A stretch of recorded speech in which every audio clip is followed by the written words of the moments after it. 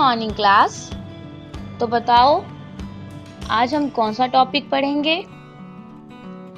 Ma'am, आज हम पढ़ाई करने से पहले जियो इंटरनेट के बारे में जानना चाहेंगे कि मुकेश अंबानी ने इसका सफर कैसे शुरू किया।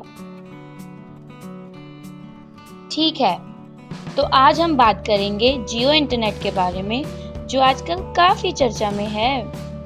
उसके बिना तो शायद ही कोई स्टूडेंट होगा जो अब रह रहा है। जियो रिलायंस ने आजकल हर किसी की लाइफ को बदल के रख दिया है। इसके कारण काफी लोगों को बहुत कुछ सीखने को मिला है। गांव में काफी बच्चों को पढ़ने का मौका मिला है और बेरोजगार लोगों को घर बैठे पैसा कमाने का तरीका पता लगा है। बट बहुत कम लोगों को पता होगा कि रिलायंस जियो ने अपना सफर कैसे शुरू किया। जियो के आने से पहले हमारे इंडिया में इंटरनेट यूज करने की रैंकिंग 150 नंबर पे थी। जियो के आते ही इंडिया नंबर 1 पे आ गया, जहां उसने कुछ ही महीनों में 100 करोड़ जीबी डाटा यूज किया और ये पोजीशन हासिल की। 2002 में मुकेश अंबानी के पिताजी का 83rd बर्थडे था। उनके पिताजी की डेथ के बाद 2005 में उनकी मां के थ्रू दोनों भाइयों में बिजनेस 2 हिस्सों में बांट दिया गया,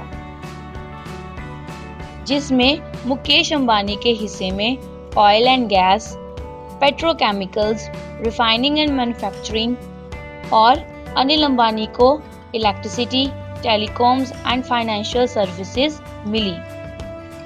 दोनों भाइयों के बीच में एग्रीमेंट साइन हुआ जो नॉन कम्पीट क्लोज के नाम से था, जिसमें मुकेश अंबानी 2010 तक एंटर नहीं कर सकता था। जैसे ही ये एग्रीमेंट फिनिश हुआ, मुकेश अंबानी ने 96% स्टैक इन्फोटेल ब्रॉडबैंड में डाल दिया, जिसमें उसने पूरे इंडिया में अपने ऑप्टिकल फाइबर केबल्स लगाने शुरू कर दिए, जो रियलिटी में नॉर्मल ऑपरेटर्स के लिए पॉसिबल नहीं था। और ये स्टेप उसने इसलिए किया क्योंकि दुनिया में हर किसी को वो सस्ता डाटा प्रोवाइड करना चाहता था। सब जानते हैं 2010 में 2G डाटा ही चलता था, वहीं उसने सबके लिए 4G डाटा अवेलेबल करने का सोचा। सबको पता होगा जियो 5 सितंबर 2016 में लॉन्च हुआ, बट रियलिटी में 27 दिसंबर 2015 में अपने एम्प्लॉयज़ के लिए उसने ये फ्री डाटा लॉन्च कर दिया था, जिसमें उसने उनको free calling and free SMS service भी दी।